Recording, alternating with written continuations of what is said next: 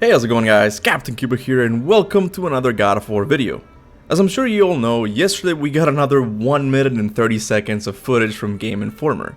And I gotta say, while the length of the video was disappointing, what we saw in Svartalfheim has me really excited. Santa Monica Studios really seems to be leaning more into the mythological feel of this realm, and I can't wait to explore every inch of it when the game comes out. But what I wanted to talk about in this video is something I noticed at the very end of the gameplay clip. At the end of the gameplay clip, we see Kratos and Atreus walking on what seems to be the mountains of Svartalfheim, and not so far from where they are, we see a mountain with a face carved on it. And at first, when I saw this, I didn't give it much thought.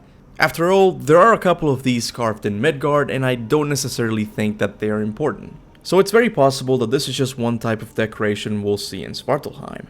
But then when I watched it again, I remembered something really interesting. Something I read in the God of War 2018 novelization a very long time ago. And you know what? I'll have Mimir read it for you. Brock returned to his smelting furnace to extract a branding iron with a glowing tip. "Don't forget this," He said. Together, the dwarf brothers branded the item with a hiss. "A creation Dvalin would be truly proud of." Brock grinned. "Is Dvalin your father?" Atreus asked. "Your mother never taught you about Dvalin." Sure, of course not. He's not a god. You people only care about the gods. He's the ruler of all the mountain dwarves. We don't answer to your gods, Sindri said. So yes, in the God of War novel, which is canon by the way, Sindri talks about the equivalent of Odin for the dwarves, Dvalin. And at first this conversation Atreus and Sindri had might make it seem like much like the Aesir gods that are two tribes of dwarves, those who live in the mountains and those who don't. But I don't think this is the case. I think all dwarves are mountain dwarves who moved and created a city called Nidavellir. Because in Norse mythology, we see a mention of Dvalin as being the leader or character who migrated the dwarves from the mountains. The rocks they left, and through the wetlands they sought a home in the fields of sand. The description of the place Dvalin migrated the dwarves to seems to align more with what we've seen from Svartalfheim up to this point. A very, very wet place. So it makes sense that the place Kratos and Atreus are visiting seems to be abandoned. It's because the dwarves moved from the mountains to this place which they now call Nidavellir. I haven't really found the reason as to why Dvalin moved the dwarves from a place high up in the mountains that, let's be honest, has a lot of strategic military value to a place that simply doesn't. But I'm willing to bet that it has something to do with Odin.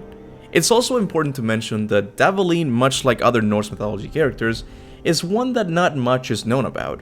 He is also associated with the 4 stacks of the World Tree, so maybe in the God of War universe he will be both, or maybe, who knows, he will be Durlin in disguise. I'm not sure if Santa Monica will dedicate more screen time to another character, but if he does make an appearance, I'm sure he will be an ally, because we know a lot of this game's story will be to gather allies in the hopes of having a chance against Odin's forces in the Battle of Ragnarok. Maybe Dvalin will be an integral part to the victory.